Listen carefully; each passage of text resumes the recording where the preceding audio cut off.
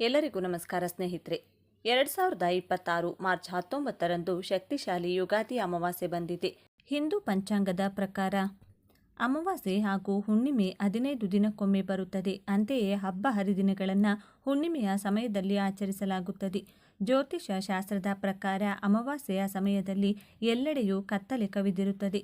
ಸೂರ್ಯನು ಕಾಣಿಸುವುದಿಲ್ಲ, ಚಂದ್ರನು ತನ್ನ ಶಕ್ತಿಯನ್ನು ಕಳೆದುಕೊಂಡಿರುತ್ತಾನೆ. ಇನ್ನು ಈ ಅಮಾವಾಸ್ಯೆ ಬಹಳ ಶಕ್ತಿಶಾಲಿ. ಇಂತಹ ಶಕ್ತಿಶಾಲಿ ಅಮಾವಾಸ್ಯೆಯ ದಿನದಂದು ಬೇವಿನ ಮರದ ಬಳಿ ಇದನ್ನು ಇಟ್ಟರೆ ಸಾಕು, ಕ್ಷಣಾರ್ಧದಲ್ಲಿ ನಿಮ್ಮ ಕಷ್ಟಗಳು ಮತ್ತು ದಾರಿದ್ರ್ಯಗಳು ದೂರವಾಗುತ್ತವೆ. ನಿಮ್ಮ ಅದೃಷ್ಟ ಬದಲಾಗಿ ಲಕ್ಷಗಳಲ್ಲ ಕೋಟಿಗಳು ಬಂದು ಬೀಳುತ್ತವೆ. ತೊಟ್ಟಿದ್ದೆಲ್ಲ ಚಿನ್ನದಂತೆ ಆಗುತ್ತದೆ. ಅಷ್ಟು ಶಕ್ತಿಶಾಲಿಯಾಗಿ ಈ ಪರಿಹಾರವು ಕೆಲಸ ಮಾಡುತ್ತದೆ. ಈ ಪರಿಹಾರವನ್ನು ಕೆಲವು ನಿಯಮಗಳೊಂದಿಗೆ ಮಾಡಬೇಕಾಗುತ್ತದೆ. ಈ ಚಿಕ್ಕ ಪರಿಹಾರವನ್ನು ಮಾಡಿದರೆ 2 ನಿಮಿಷಗಳಲ್ಲಿ ನಿಮ್ಮ ದಾರಿದ್ರ್ಯವೆಲ್ಲ ಹೋಗಿ ಲಕ್ಷಗಳಲ್ಲ ಕೋಟಿಗಳು ಬಂದು ಬೀಳುತ್ತದೆ. ಇನ್ನು ನಿಮಗೆ ಕೊರತೆ ಇರುವುದಿಲ್ಲ, ಅಪ್ರತಿಮ ರಾಜಯೋಗ ಬರುತ್ತದೆ. ಹಾಗಾದರೆ ಈ ದೀಪಾವಳಿ ಅಮಾವಾಸ್ಯೆಯ ದಿನ ಬೇವಿನ ಮರದ ಬುಡದಲ್ಲಿ ಏನು ಮಾಡಬೇಕು ಎಂಬುದನ್ನು ಈಗ ನಾವು ಈ ವಿಡಿಯೋದಲ್ಲಿ ವಿವರವಾಗಿ ತಿಳಿದುಕೊಳ್ಳೋಣ. ಅದಕ್ಕೂ ಮುಂಚೆ ನೀವಿನ್ನು ಚಾನಲ್ಗೆ ಸಬ್ಸ್ಕ್ರೈಬ್ ಆಗಿಲ್ಲ ಅಂದರೆ ಈಗಲೇ ಸಬ್ಸ್ಕ್ರೈಬ್ ಆಗಿ, ಹಾಗೆ ವಿಡಿಯೋಗೆ ಲೈಕ್ ಮಾಡಿ, ವಿಡಿಯೋ ಸ್ಕಿಪ್ ಮಾಡದೆ ಕೊನೆ ತನಕ ನೋಡಿ. ಎಲ್ಲರೂ ಭಕ್ತಿಯಿಂದ ಓಂ ಶ್ರೀ ಮಹಾಲಕ್ಷ್ಮಿ ನಮಃ ಅಂತ ಕಮೆಂಟ್ ಮಾಡಿ. 2025ರ ಆಶ್ವಯುಜ ಅಮಾವಾಸ್ಯೆಯನ್ನು 2 ದಿನಗಳ ಕಾಲ ಆಚರಿಸಲಾಗುತ್ತದೆ. ಹಿಂದೂ ಕ್ಯಾಲೆಂಡರ್ ಪ್ರಕಾರ ಆಶ್ವಯುಜ ಅಮಾವಾಸ್ಯೆ ತಿಥಿಯು ಅಕ್ಟೋಬರ್ 20ರ ಸೋಮವಾರ ಮಧ್ಯಾಹ್ನ 3:45ರಿಂದ ಪ್ರಾರಂಭವಾಗುತ್ತದೆ ಮತ್ತು ಮರುದಿನ ಅಕ್ಟೋಬರ್ 21ರ ಮಂಗಳವಾರ ಸಂಜೆ 5:50ರವರೆಗೆ ಮುಂದುವರಿಯುತ್ತದೆ. ಆದ್ದರಿಂದ ದೀಪಾವಳಿಯನ್ನು ಅಕ್ಟೋಬರ್ 20ರಂದು ಆಚರಿಸಲಾಗುತ್ತದೆ. ಆದರೆ ಆಶ್ವಯುಜ ಅಮಾವಾಸ್ಯೆಯ ದಾನ ಮತ್ತು ಸ್ನಾನದ ಆಚರಣೆಗಳು ಮರುದಿನ ಬೆಳಿಗ್ಗೆ ಅಕ್ಟೋಬರ್ 21ರಂದು ನಡೆಯುತ್ತದೆ. ಈ ಅಮಾವಾಸ್ಯೆಯ ದಿನ ಬೇವಿನ ಮರದ ಬಳಿ ನೀವು ಒಂದನ್ನು ಹಾಕೋದ್ರಿಂದ ನಿಮ್ಮ ಜೀವನದಲ್ಲಿರುವ ದೋಷಗಳು, ಸಮಸ್ಯೆಗಳು, ಅಷ್ಟದರಿದ್ರಗಳು ಎಲ್ಲವೂ ದೂರವಾಗಿ ಆ ಲಕ್ಷ್ಮೀ ದೇವಿಯ ಅನುಗ್ರಹದಿಂದ ಅಷ್ಟೈಶ್ವರ್ಯಗಳು ಖಂಡಿತ ಸಿದ್ಧಿಸುತ್ತವೆ. ಮನುಷ್ಯರಾದ ಮೇಲೆ ಎಲ್ಲರೂ ಒಂದೊಂದು ಸಮಸ್ಯೆಯಿಂದ ಬಳಲುತ್ತಿರುತ್ತೇವೆ. ಪ್ರತಿ ಮನೆಗೂ ಒಂದು ಸಮಸ್ಯೆ, ಪ್ರತಿ ಮನುಷ್ಯನಿಗೂ ಒಂದು ಸಮಸ್ಯೆ ಇರುತ್ತದೆ. ಕೆಲವರು ಹೊರಗೆ ಹೇಳಿಕೊಳ್ತಾರೆ, ಕೆಲವರು ಹೇಳಿಕೊಳ್ಳೋದಿಲ್ಲ. ಏಕೆಂದರೆ ಹೇಳಿಕೊಳ್ಳಲಾಗದ ಕೆಲವು ಸಮಸ್ಯೆಗಳು ಇರುತ್ತವೆ. ಬೇವಿನ ಮರವು ಬಹಳ ಶಕ್ತಿಶಾಲಿಯಾದ ಬೇವಿನ ಮರವು ದೇವತಾ ವೃಕ್ಷವೇ ಆಗಿದೆ. ಬೇವಿನ ಮರಕ್ಕೆ ಅತೀಂದ್ರಿಯ ಶಕ್ತಿಗಳು ಕೂಡ ಹೆಚ್ಚು. ಬೇವಿನ ಮರವನ್ನು ಲಕ್ಷ್ಮೀ ದೇವಿಯ ಸ್ವರೂಪವೆಂದು ಕೂಡ ಭಾವಿಸ್ತಾರೆ. ಅಂದರೆ ಅಮ್ಮನವರು ಹಾಗೂ ಸೀತಾದೇವಿಯು ಕೂಡ ಈ ಮರದಲ್ಲಿ ನೆಲೆಸಿರುತ್ತಾಳೆ. ಅಷ್ಟು ಶಕ್ತಿಶಾಲಿಯಾದ ಬೇವಿನ ಮರವಾದ್ದರಿಂದ ಬೇವಿನ ಮರದ ಹತ್ತಿರ ಈ ಪರಿಹಾರವನ್ನು ಮಾಡಿದರೆ ಖಂಡಿತವಾಗಿಯೂ ಕೆಲವು ನಿಮಿಷಗಳಲ್ಲಿಯೇ ನಿಮ್ಮ ಕೆಟ್ಟದ್ದನ್ನು ತೆಗೆದುಹಾಕುತ್ತದೆ. ಈ ಅಮಾವಾಸ್ಯೆಯ ದಿನ ಕಪ್ಪು ಬಣ್ಣದ ಬಟ್ಟೆಗಳನ್ನು ಯಾವುದೇ ಪರಿಸ್ಥಿತಿಯಲ್ಲೂ ಧರಿಸಬಾರದು. ಅಷ್ಟೇ ಅಲ್ಲ, ಈ ದಿನ ಮಾಂಸಾಹಾರವನ್ನು ಯಾವುದೇ ಕಾರಣಕ್ಕೂ ಇಡಬಾರದು ಅಥವಾ ತಿನ್ನಬಾರದು. ಮೊಟ್ಟೆ ಸೇರಿದಂತೆ ಯಾವುದನ್ನು ತಿನ್ನಬಾರದು. ಮೊಟ್ಟೆಯು ಮಾಂಸಾಹಾರಕ್ಕೆ ಸಮಾನ. ಅದೇ ರೀತಿ ಈ ಅಮಾವಾಸ್ಯೆಯಂದು ಯಾರಿಗೂ ಸಾಲ ಕೊಡಬಾರದು. ಅದೇ ರೀತಿ ಸಾಲ ತೆಗೆದುಕೊಳ್ಳುವಂತಹ ಕೆಲಸಗಳನ್ನು ಮಾಡಬಾರದು. ಈ ಅಮಾವಾಸ್ಯೆಯಂದು ಕೊಟ್ಟ ಸಾಲಗಳು ಅಥವಾ ಮಾಡಿದ ಸಾಲಗಳು ಎಂದಿಗೂ ತೀರುವುದಿಲ್ಲ. ಅಷ್ಟೇ ಅಲ್ಲ, ಅದೇ ರೀತಿ ಈ ಅಮಾವಾಸ್ಯೆಯ ದಿನ ಅಡುಗೆ ಎಣ್ಣೆ ಮತ್ತು ಒಣಮೆಣಸಿನಕಾಯಿಗಳನ್ನು ಮನೆಗೆ ತರಬಾರದು. ಈ ವಸ್ತುಗಳನ್ನು ಖರೀದಿಸಿ ಮನೆಗೆ ತಂದರೆ ಅನಗತ್ಯ ತೊಂದರೆಗಳು ಬರುತ್ತವೆ. ಅದೇ ರೀತಿ ಕಡ್ಡಾಯವಾಗಿ ಬೇವಿನ ಮರದ ಪರಿಹಾರವನ್ನು ಮಾಡಿ ನಿಮ್ಮ ಮನೆಯ ಹತ್ತಿರ ಇರುವ ಬೇವಿನ ಮರ ಅಥವಾ ಸ್ವಲ್ಪ ದೂರದಲ್ಲಿರುವ ಬೇವಿನ ಮರದ ಬಳಿಗೆ ಹೋಗಿ ಪರಿಹಾರವನ್ನು ಮಾಡಿಕೊಳ್ಳಿ. ಬೇವಿನ ಮರದ ಹಸಿರು ಅದು ನೀಡುವ ಆರೋಗ್ಯ ಮತ್ತು ತಂಪಾದ ಗಾಳಿಯನ್ನು ಯಾವುದೇ ಫ್ಯಾನ್ಗಳು ಕೂಡ, ಕೂಲರ್ಗಳು ಅಥವಾ ಎಸಿಗಳು ನಿಮಗೆ ನೀಡಲು ಸಾಧ್ಯವಿಲ್ಲ. ಬೇವಿನ ಮರವು ಅದ್ಭುತವಾದ ಆಮ್ಲಜನಕವನ್ನು ನೀಡುತ್ತದೆ. ಬೇವಿನ ಮರದ ಕೆಳಗೆ ಸ್ವಲ್ಪ ಸಮಯ ಕುಳಿತು ಆ ಗಾಳಿಯನ್ನು ಸೇವಿಸಿದರೆ ನಮ್ಮ 100 ರೋಗಗಳು ಕಡಿಮೆಯಾಗುತ್ತವೆ. ಇಷ್ಟು ಆರೋಗ್ಯಕರ ಗಾಳಿಯನ್ನು ಬೇವಿನ ಮರ ಒದಗಿಸುತ್ತದೆ. ಬೇವಿನ ಮರ ಇರುವಲ್ಲಿ ಒಂದು ಉತ್ತಮ ಸಕಾರಾತ್ಮಕ ಶಕ್ತಿ ಇರುತ್ತದೆ. ಬೇವಿನ ಮರ ಇರುವ ಮನೆಯಲ್ಲಿ ಜಗಳಗಳು, ಸಮಸ್ಯೆಗಳು ಕಡಿಮೆ ಇರುತ್ತವೆ. ಆರೋಗ್ಯವು ಚೆನ್ನಾಗಿರುತ್ತದೆ. ಬೇವಿನ ಎಲೆಗಳು ಸಹ ಆಯುರ್ವೇದದ ಪ್ರಕಾರ ನಮಗೆ ತುಂಬ ಒಳ್ಳೆಯದು. ಒಂದು ಹಿಡಿ ಬೇವಿನ ಎಲೆಗಳನ್ನು ಅಮಾವಾಸ್ಯೆಯ ದಿನ ಸ್ನಾನ ಮಾಡುವ ನೀರಿನಲ್ಲಿ ಹಾಕಿ ಸ್ನಾನ ಮಾಡಿದರೆ ನಿಮಗಿರುವ ಅನಾರೋಗ್ಯ ಸಮಸ್ಯೆಗಳು, ಪಿತೃದೋಷಗಳು, ಪಾಪಗಳು, ಶನಿ ದೋಷಗಳು ಎಲ್ಲವೂ ನಿವಾರಣೆಯಾಗಿ ನೀವು ಮುಟ್ಟಿದ್ದೆಲ್ಲ ಚಿನ್ನವಾಗುತ್ತದೆ. ಬೇವಿನ ಎಲೆಗಳನ್ನು ಹಾಕುವುದರಿಂದ ನೀವು ಶಕ್ತಿವಂತರಾಗಿ ನಿಮ್ಮ ಆರೋಗ್ಯವು ಉತ್ತಮವಾಗಿರುತ್ತದೆ. ಹೊಸ ಉತ್ಸಾಹ, ಉಲ್ಲಾಸ ಮತ್ತು ಹೊಸ ಆಯುಷ್ಯದೊಂದಿಗೆ ಜೀವನವನ್ನು ಪ್ರಾರಂಭಿಸಲು ಸಾಧ್ಯವಾಗುತ್ತದೆ. ಅಷ್ಟು ಶಕ್ತಿಶಾಲಿ. ಇನ್ನು ಬೇವಿನ ಮರದ ಬಳಿ ನಾವು ಏನು ಮಾಡಬೇಕು ಅಂದರೆ, ಇದಕ್ಕಾಗಿ ಮೊದಲು ನೀವು ಒಂದು ಬಿಳಿ ಕಾಗದವನ್ನು ತೆಗೆದುಕೊಂಡ ನಂತರ ಆ ಕಾಗದದ ಮೇಲೆ ನಿಮ್ಮ ಸಮಸ್ಯೆಯನ್ನು ಬರೆಯಿರಿ. ಅಂದರೆ ನೀವು ಯಾವ ಸಮಸ್ಯೆಯ ಬಗ್ಗೆ ಈ ಪರಿಹಾರವನ್ನು ಮಾಡ್ತಿದ್ದೀರಿ ಆ ಸಮಸ್ಯೆಯನ್ನು ಬರೆಯಿರಿ. ಹಣಕ್ಕಾಗಿ ಮಾಡ್ತಿದ್ದೀರಾ, ಅಥವಾ ಗಂಡ ಹೆಂಡತಿಯರ ನಡುವಿನ ಜಗಳಗಳು ಕಡಿಮೆಯಾಗಬೇಕೆಂದು ಮಾಡ್ತಿದ್ದೀರಾ, ಸಾಲಗಳನ್ನು ತೀರಿಸಬೇಕೆಂದು ಮಾಡ್ತಿದ್ದೀರಾ, ಹೀಗೆ ನಿಮಗೆ ಇರುವ ಸಮಸ್ಯೆಯನ್ನು ಬರೆಯಿರಿ. ಬರೆದ ನಂತರ ಆ ಕಾಗದದ ಮೇಲೆ 1 ಚಮಚ ಕಪ್ಪು ಸಾಸಿವೆ ಹಾಕಿ. ಆ ಕಪ್ಪು ಸಾಸಿವೆ ತುಂಬ ಶಕ್ತಿಶಾಲಿಯಾಗಿರುವುದರಿಂದ 1 ಚಮಚ ಕಪ್ಪು ಸಾಸಿವೆ, ಹಾಗೆಯೇ 1 ಚಮಚ ಕಲ್ಲುಪ್ಪು ಹಾಕಿ. ನಂತರ ಕುಂಕುಮ ಕೆಂಪು ಬಣ್ಣದಲ್ಲಿರುವುದರಿಂದ ಈ ಅಮಾವಾಸ್ಯೆಯ ದಿನ ಕೆಟ್ಟ ದೃಷ್ಟಿಯನ್ನು ತೆಗೆದುಹಾಕಲು ಇದು ತುಂಬ ಉಪಯುಕ್ತವಾಗಿದೆ. ಇವುಗಳ ಜೊತೆಗೆ ಒಣಮೆಣಸಿನಕಾಯಿಗಳನ್ನು ಹಾಕಿ. 4 ಒಣಮೆಣಸಿನಕಾಯಿಗಳು ಸಾಕು. ಆ ಮೆಣಸಿನಕಾಯಿಗಳನ್ನು ಸಹ ಈ ಕಾಗದದಲ್ಲಿ ಹಾಕಿ.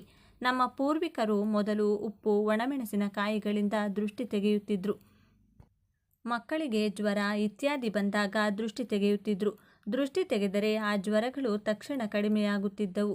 ಆದ್ದರಿಂದ ಅಷ್ಟು ಶಕ್ತಿಶಾಲಿ ಕೆಂಪು ಮೆಣಸಿನಕಾಯಿಗಳು. ಇವು ಕೂಡ ಕೆಂಪು ಬಣ್ಣದಲ್ಲಿರುತ್ತವೆ. ಕೆಟ್ಟದ್ದನ್ನು ತುಂಬ ಚೆನ್ನಾಗಿ ತೆಗೆದುಹಾಕುತ್ತದೆ. ಹೀಗೆ ಈ ಕಾಗದದ ಮೇಲೆ ಸಮಸ್ಯೆಯನ್ನು ಬರೆದು 1 ಚಮಚ ಸಾಸಿವೆ, 1 ಚಮಚ ಕಲ್ಲುಪ್ಪು, ಚಿಟಿಕೆ ಕುಂಕುಮ, 4 ಒಣಮೆಣಸಿನಕಾಯಿಗಳು ಇವೆಲ್ಲವನ್ನು ಆ ಕಾಗದದಲ್ಲಿ ಹಾಕಿ. ಆ ಕಾಗದದ ಮೇಲೆ ನಿಮ್ಮ ಸಮಸ್ಯೆಯನ್ನು ಕೆಂಪು ಬಣ್ಣದ ಸ್ಕೆಚ್ ಪೆನ್ನಿಂದ ಬರೆಯಬೇಕು. ನೆನಪಿಡಿ, ಕೆಂಪು ಬಣ್ಣದ ಸ್ಕೆಚ್ ಪೆನ್ನಿಂದ ನಿಮ್ಮ ಸಮಸ್ಯೆಯನ್ನು ಬರೆದು ಒಟ್ಟು 5 ವಸ್ತುಗಳನ್ನು ಹಾಕಿ. ಅಂದರೆ ಕಪ್ಪು ಸಾಸಿವೆ, ಕಲ್ಲುಪ್ಪು, ಚಿಟಿಕೆ ಕುಂಕುಮ, 4 ಒಣಮೆಣಸಿನಕಾಯಿಗಳು, ಈ 5 ವಸ್ತುಗಳನ್ನು ಆ ಕಾಗದದಲ್ಲಿ ಹಾಕಿದ ನಂತರ ಚಿಕ್ಕ ಮೂಟೆ ಕಟ್ಟಿ. ಆನಂತರ ಈ ಚಿಕ್ಕ ಮೂಟೆಯನ್ನು ತೆಗೆದುಕೊಂಡು ನೀವು ಬೇವಿನ ಮರದ ಬಳಿಗೆ ಹೋಗಬೇಕು. ನೀವು ಸಂಧ್ಯಾ ಸಮಯದಲ್ಲಿ, ಅಂದರೆ ಸುಮಾರು 4 ಗಂಟೆಯಿಂದ 6 ಗಂಟೆಯ ನಡುವೆ ಹೋಗಬೇಕು. ನೀವು ಬೇವಿನ ಮರದ ಹತ್ತಿರ ಹೋಗಿ ಆ ಚಿಕ್ಕ ಮೂಟೆಯನ್ನು ಕೈಯಲ್ಲಿ ಹಿಡಿದುಕೊಂಡು ನಿಮ್ಮ ಸಂಕಲ್ಪವನ್ನು ಹೇಳಿಕೊಳ್ಬೇಕು.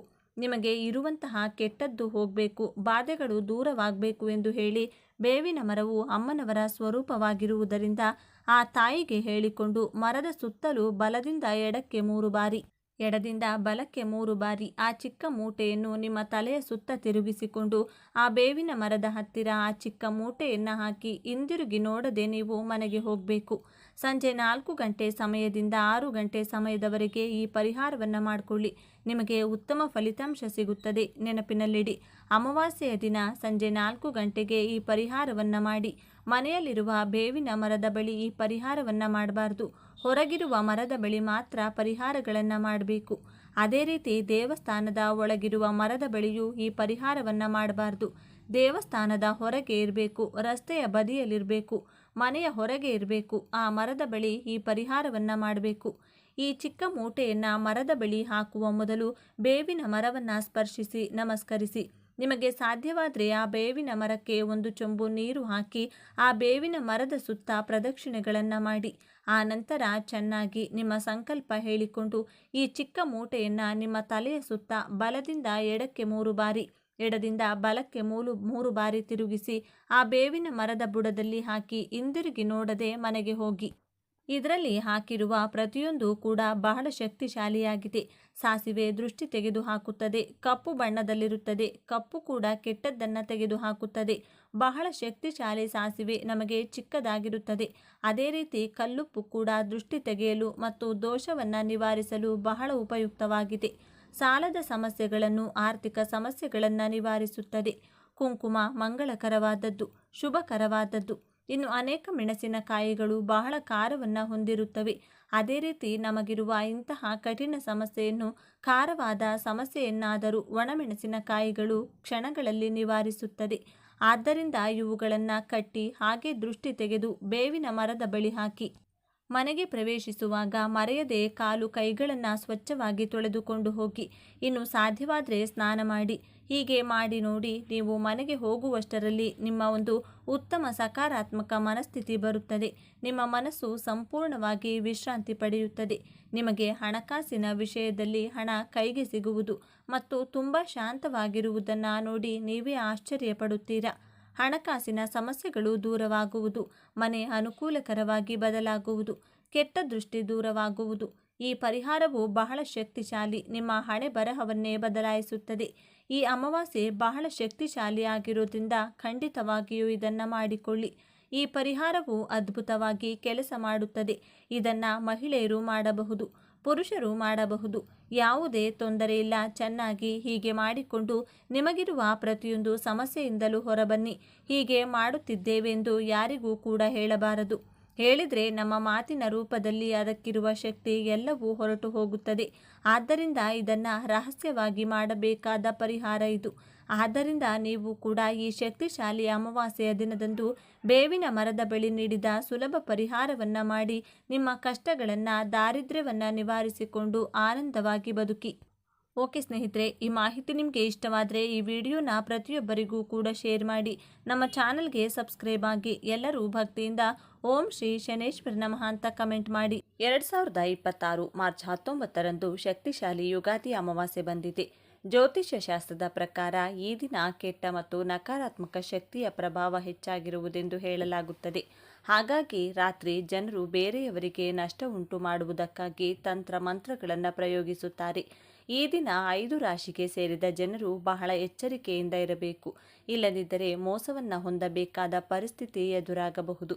ಜೊತೆಗೆ ಆರೋಗ್ಯ ಸಮಸ್ಯೆಯು ನಿಮ್ಮ ಚಿಂತೆಗೆ ಕಾರಣವಾಗಬಹುದು. ಹಾಗೆ ಸಂಬಂಧಗಳಲ್ಲಿ ಬಿರುಕು ಸಹ ಎದುರಾಗುವ ಸಾಧ್ಯತೆ ಇದೆ. ಹಾಗಾಗಿ ಯಾವ ರಾಶಿಗೆ ಸೇರಿದ ಜನರು ಬಹಳ ಜೋಪಾನವಾಗಿರಬೇಕಾಗುತ್ತದೆ ಎನ್ನುವ ಬಗ್ಗೆ ಸಂಪೂರ್ಣ ಮಾಹಿತಿ ನೋಡೋಣ ಬನ್ನಿ. ಇನ್ನು ಈ ಶಕ್ತಿಯುತವಾದ ದಿನದಂದು ಕೇವಲ ಈ ಒಂದು ಮರವನ್ನು ಪೂಜೆ ಮಾಡಿದರೆ ಸಾಕು, 7 ತಲೆಮಾರುಗಳವರೆಗೂ ಕರಗದಷ್ಟು ಹಣ ಬರುತ್ತದೆ. ನಿಮ್ಮ ಜೀವನದಲ್ಲಿರುವ ಬಡತನ ಪೂರ್ತಿಯಾಗಿ ಹೊರಟು ಹೋಗುತ್ತದೆ. ಕಷ್ಟಗಳು, ಆರ್ಥಿಕ ಸಮಸ್ಯೆಗಳು ಎಲ್ಲವೂ ಹೋಗುತ್ತದೆ.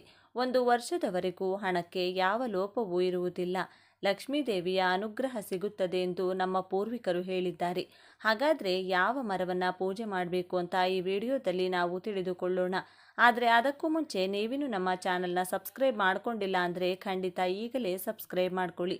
ಹಾಗೆ ಈ ವಿಡಿಯೋ ಇಷ್ಟ ಆದರೆ ಮರೆಯದೆ ಒಂದು ಲೈಕ್ ಕೊಡಿ. ಎಲ್ಲರೂ ಭಕ್ತಿಯಿಂದ ಓಂ ಶ್ರೀ ಮಹಾಲಕ್ಷ್ಮಿ ನಮಃ ಅಂತ ಕಮೆಂಟ್ ಮಾಡಿ. ಮಿಥುನ ರಾಶಿ. ಜ್ಯೋತಿಷ್ಯ ಶಾಸ್ತ್ರದ ಪ್ರಕಾರ ಮಿಥುನ ರಾಶಿಗೆ ಸೇರಿದ ಜನರು ಬೇರೆ ವ್ಯಕ್ತಿಗಳೊಂದಿಗೆ ಯಾವುದಾದರೂ ವಿಚಾರಕ್ಕೆ ವಾದ ವಿವಾದ ಅಥವಾ ಜಗಳಕ್ಕೆ ಒಳಗಾಗುವ ಸಂಭವವಿದೆ. ಹಾಗಾಗಿ ಈ ಅವಧಿಯಲ್ಲಿ ನೀವು ಧೈರ್ಯ ಮತ್ತು ಶಾಂತವಾಗಿರುವ ಮೂಲಕ ಕೆಲಸವನ್ನು ಮಾಡುವುದು ಉತ್ತಮ. ಈ ಸಮಯದಲ್ಲಿ ಆಸ್ತಿಗೆ ಸಂಬಂಧಿಸಿದಂಥ ವಿವಾದವು ನಿಮ್ಮ ತಲೆನೋವಿಗೆ ಕಾರಣವಾಗಬಹುದು. ಹಾಗಾಗಿ ಈ ಅವಧಿಯಲ್ಲಿ ನೀವು ಬಹಳ ಎಚ್ಚರಿಕೆಯಿಂದ ಇರಬೇಕಾದ ಅವಶ್ಯಕತೆ ಇದೆ. ಈ ಅವಧಿಯಲ್ಲಿ ಮಿಥುನ ರಾಶಿಗೆ ಸೇರಿದ ಜನರು ಧೈರ್ಯವಂತರಾಗಿ ನಿಮ್ಮ ಕೆಲಸಗಳನ್ನು ಮಾಡಬೇಕಾಗುತ್ತದೆ. ಈ ದಿನ ನೀವು ಬೇರೆಯವರ ಮೇಲೆ ಹೆಚ್ಚಿನ ನಂಬಿಕೆಯನ್ನಿಡುವ ಬದಲು ನೀವೇ ಸರಿಯಾಗಿ ಪರಿಶೀಲಿಸಿ ನಿರ್ಧಾರವನ್ನು ತೆಗೆದುಕೊಳ್ಳುವುದು ಉತ್ತಮ. ಕಟಕ ರಾಶಿ. ಈ ಕಟಕ ರಾಶಿಗೆ ಸೇರಿದ ಜನರು ಬಹಳ ಎಚ್ಚರಿಕೆಯಿಂದ ಇರಬೇಕಾಗುತ್ತದೆ. ಹಾಗೆ ಯಾರ ಮೇಲೆಯೂ ಕಣ್ಣು ಮುಚ್ಚಿ ನಂಬಿಕೆಯನ್ನು ಇಡದೇ ಇರುವುದು ಉತ್ತಮ. ಇಲ್ಲದಿದ್ದರೆ ಮೋಸ ಹೋಗುವ ಸಂಭವವಿದೆ. ಈ ಅವಧಿಯಲ್ಲಿ ನಿಮ್ಮ ಹೆಸರು ಹಾಳಾಗುವಂಥ ಯಾವುದಾದರೂ ಘಟನೆ ನಡೆಯಬಹುದು. ಇದರಿಂದಾಗಿ ನೀವು ಕಷ್ಟದ ಸುಳಿಯಲ್ಲಿ ಸಿಲುಕುವಿರಿ. ಹಾಗೆ ಈ ಅವಧಿಯಲ್ಲಿ ಕಟಕ ರಾಶಿಗೆ ಸೇರಿದ ಜನರು ತಮ್ಮ ಮುಖ್ಯವಾದ ವಸ್ತುಗಳನ್ನು ಜೋಪಾನವಾಗಿಡುವುದು ಒಳ್ಳೆಯದು. ಇಲ್ಲದಿದ್ದರೆ ಕಳ್ಳತನವಾಗುವ ಸಂಭವವಿದೆ. ನ್ಯಾಯಾಲಯಕ್ಕೆ ಸಂಬಂಧಿಸಿದ ಪ್ರಕರಣಗಳ ಬಗ್ಗೆ ಕಟಕ ರಾಶಿಗೆ ಸೇರಿದ ಜನರು ಎಚ್ಚರಿಕೆಯಿಂದ ಇರುವುದು ಉತ್ತಮ.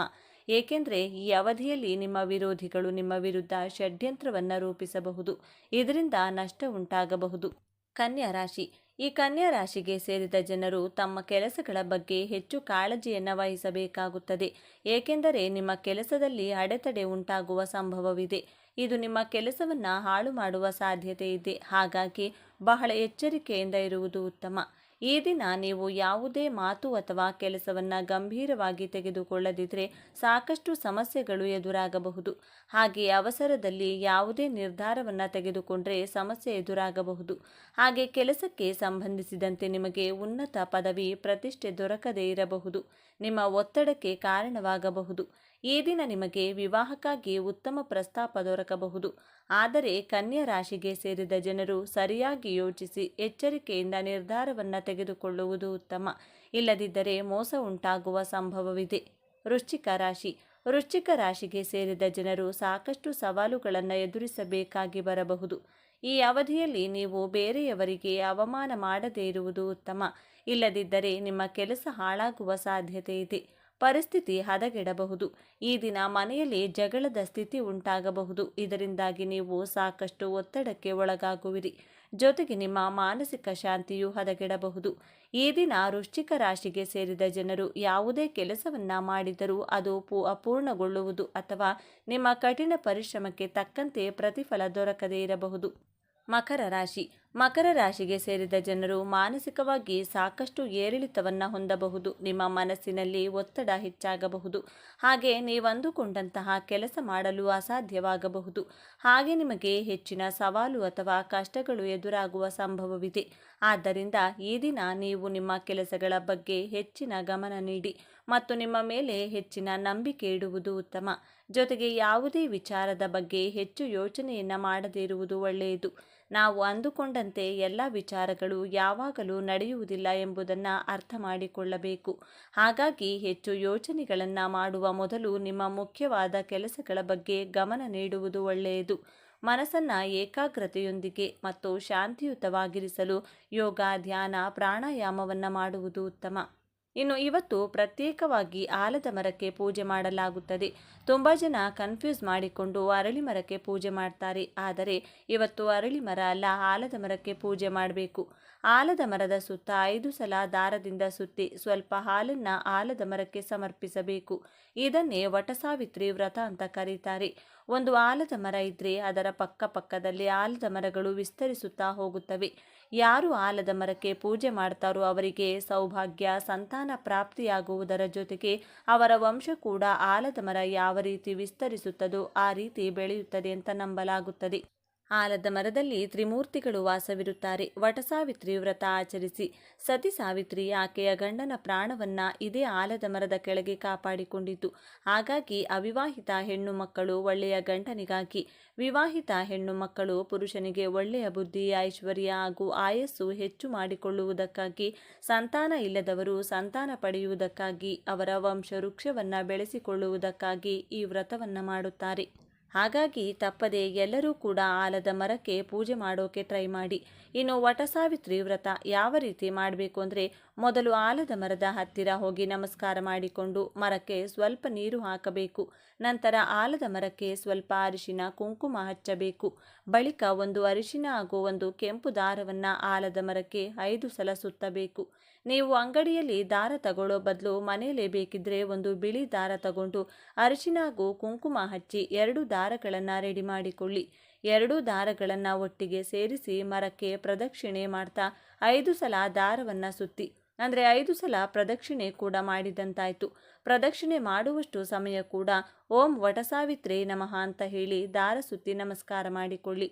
ಬಳಿಕ ಸ್ವಲ್ಪ ಹಾಲನ್ನು ಮರಕ್ಕೆ ಹಾಕಿ ಅದರ ನಂತರ ಮರಕ್ಕೆ ಆರತಿಯನ್ನು ಮಾಡಿ ಬಳಿಕ ಅಲ್ಲೇ ಮರದ ಮುಂದೆ 5 ಜನ ಮುತ್ತೈದೆಯರಿಗೆ ತಾಂಬೂಲ ಕೊಡಬೇಕು. ಇಷ್ಟು ಮಾಡಿದರೆ ನಿಮ್ಮ ವಟಸಾವಿತ್ರಿ ವ್ರತ ಪೂರ್ತಿಯಾಯಿತು. ಒಂದು ವೇಳೆ ಯಾರಿಗಾದರೂ ಆಲದ ಮರದ ಹತ್ರ ಹೋಗುವ ಅವಕಾಶ ಸಿಕ್ಕಿಲ್ಲ ಅಂದರೆ ಯೋಚನೆ ಮಾಡೋಕೆ ಹೋಗಬೇಡಿ. ಮನೆಯಲ್ಲೇ ಸಿಂಪಲ್ ಆಗಿ ಈ ರೀತಿ ಮಾಡಿದರೂ ಕೂಡ ವಟಸಾವಿತ್ರಿ ವ್ರತ ಮಾಡಿದಷ್ಟೇ ಫಲ ನಿಮಗೆ ಸಿಗುತ್ತದೆ. ಮೊದಲಿಗೆ ಒಂದು ವೇಳೆಯದೆಲೆ ತಗೊಂಡು ಅದರ ಮೇಲೆ ಅರಿಶಿನ ಹಾಗೂ ನೀರು ಬೆರೆಸಿ ತಯಾರಿಸಿದಂಥ ಒಂದು ಉಂಡೆಯನ್ನು ಇಡಿ.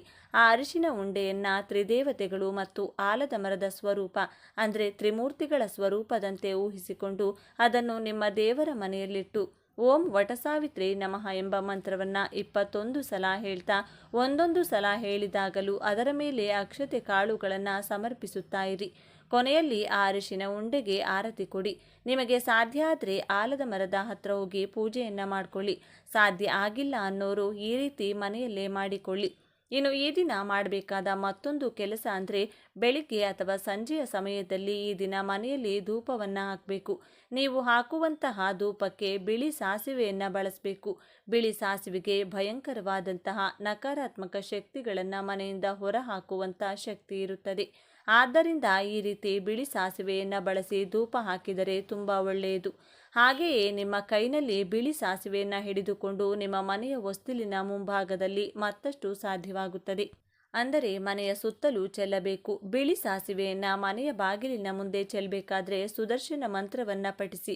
ಕಷ್ಟವಾಗುತ್ತದೆ ಅಂದರೆ ಓಂ ಅಷ್ಟಭೈರವಾಯ ನಮಃ ಎಂದು ಭೈರವೇಶ್ವರ ಅಂದರೆ ಕಾಲಭೈರವನ ಮಂತ್ರವನ್ನ ಹೇಳುತ್ತಾ ಬಿಳಿ ಸಾಸಿವೆಯನ್ನ ಚೆಲ್ಲಿ.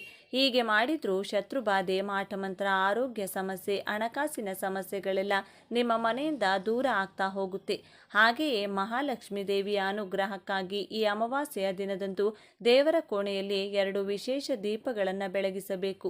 ಲಕ್ಷ್ಮೀ ದೇವಿಯ ಮುಂದೆ 2 ಕಡೆಯೂ ಮಣ್ಣಿನ ದೀಪಗಳನ್ನು ಇಟ್ಟು ಒಂದೊಂದು ದೀಪಕ್ಕೂ 3 ಬತ್ತಿಗಳನ್ನು ಹಾಕಿ ದೀಪಾರಾಧನೆಯನ್ನು ಮಾಡಬೇಕು. 2 ದೀಪಕ್ಕೂ ಒಟ್ಟಾರೆಯಾಗಿ 6 ಕೆಂಪು ಬಣ್ಣದ ಬತ್ತಿಗಳನ್ನು ಹಾಕಿ ಎಳ್ಳೆಣ್ಣೆಯನ್ನು ಬಳಸಿ ದೀಪಾರಾಧನೆಯನ್ನು ಮಾಡಬೇಕು. 2 ಬತ್ತಿಗಳನ್ನು 1 ಬತ್ತಿ ಮಾಡಿ ಒಟ್ಟು 6 ಬತ್ತಿಗಳನ್ನು ತಯಾರಿಸಿಕೊಂಡು ಕುಂಕುಮದ ನೀರಿನಲ್ಲಿ ನೆನೆಸಿ ನಂತರ ಒಣಗಿಸಿ ದೀಪಕ್ಕೆ ಬಳಸಬಹುದು. ಅಥವಾ ಪೂಜಾ ಸಾಮಗ್ರಿಗಳ ಅಂಗಡಿಗಳಲ್ಲಿ ನೇರವಾಗಿ ಕೆಂಪು ಬತ್ತಿಗಳನ್ನು ತಂದು ನಿಮ್ಮ ಮನೆಯಲ್ಲಿ ದೀಪಾರಾಧನೆಗೆ ಬಳಸಬಹುದು. ನೀವು ದೀಪಕ್ಕೆ ಹಾಕುವ ಬತ್ತಿಗಳಲ್ಲಿ ಒಂದು ಬತ್ತಿಯು ಪೂರ್ವ ದಿಕ್ಕು, ಇನ್ನೊಂದು ಉತ್ತರ ದಿಕ್ಕು, ಮತ್ತೊಂದು ಈಶಾನ್ಯ ದಿಕ್ಕು ನೋಡುವಂತೆ ಇಡಬೇಕು. ಆಗಿನಿಂದ ಮಾಡಿದ ಸಿಹಿಯ ನೈವೇದ್ಯ ಮಾಡಿ ದೇವಿಗೆ ಪೂಜಿಸಬೇಕು. ನಂತರ ಓಂ ಶ್ರೀ ಮಹಾಲಕ್ಷ್ಮೀ ನಮಃ ಎಂದು 108 ಬಾರಿ ಹೇಳಿಕೊಂಡ್ರೆ ಗೆಜ್ಜೆ ಸಪ್ಪಳವನ್ನ ಮಾಡುತ್ತಾ ಮಹಾಲಕ್ಷ್ಮೀ ದೇವಿಯು ಮನೆಗೆ ಪ್ರವೇಶ ಮಾಡುತ್ತಾಳೆ. ಮನೆಯಲ್ಲಿನ ಎಲ್ಲ ಕಷ್ಟ ಕಳೆದು ಆಯಸ್ಸು, ಆರೋಗ್ಯ, ಯಶಸ್ಸು ಕೊಟ್ಟು ಅನುಗ್ರಹಿಸುತ್ತಾಳೆ. ನೋಡಿದ್ರಲ್ಲ, ಈ ದಿನ ಯಾವೆಲ್ಲ ವಿಧಿವಿಧಾನಗಳನ್ನು ಪಾಲಿಸಬೇಕು ಅಂತ ಇವತ್ತಿನ ಈ ವಿಡಿಯೋದಲ್ಲಿ ತಿಳಿಸಿಕೊಟ್ಟಿದ್ದೇವೆ. ಈ ಮಾಹಿತಿ ನಿಮಗೆ ಇಷ್ಟವಾದರೆ ತಪ್ಪದೆ ಜೈ ಮಹಾಲಕ್ಷ್ಮೀ ದೇವಿ ಅಂತ ಬರೆದು ಈ ವಿಡಿಯೋನ ಪ್ರತಿಯೊಬ್ಬರಿಗೂ ಶೇರ್ ಮಾಡಿ. ಮುಂದಿನ ಬಾರಿ ಮತ್ತೊಂದು ವಿಶೇಷ ದೈವ ಮಾಹಿತಿಯೊಂದಿಗೆ ಚಾನೆಲ್ ಮೂಲಕ ಭೇಟಿಯಾಗೋಣ. ಧನ್ಯವಾದಗಳು ಸ್ನೇಹಿತರೆ.